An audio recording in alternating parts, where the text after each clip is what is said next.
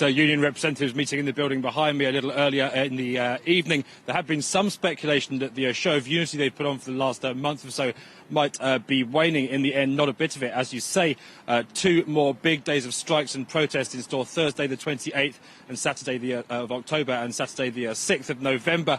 So if you are planning on coming to France during that time, expect more of the same, i.e. further disruption. The message from the unions really is that, look, we've been out on the streets in great numbers for the last month or so. We've already had 6 big days of national action, and the government simply hasn't been listening.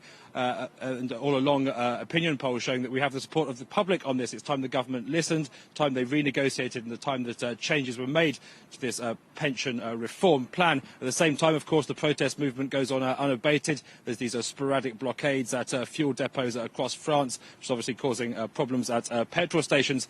And here on the streets of Paris earlier today, thousands of students engaged in a very boisterous protest. So yes, more of the same in store, it seems.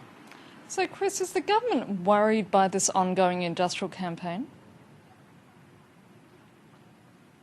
Well, the President, Nicolas Sarkozy, has been standing firm. He's adopted a rather aloof stature of late, in contrast to the dynamic persona that he liked to portray himself as at the start of his mandate. I think in terms of what happens with this pension reform fight now, it's really anybody's guess. I mean, in terms of precedent, there are precedents in France of governments giving in even after legislation has gone through Parliament if the pressure stays out there on the streets. And of course, for Nicolas Sarkozy, you have to remember he's already a very, very unpopular president, and this perception that he's not listening to his people could cost him quite dear. Remember that he's up for re-election probably in 2012.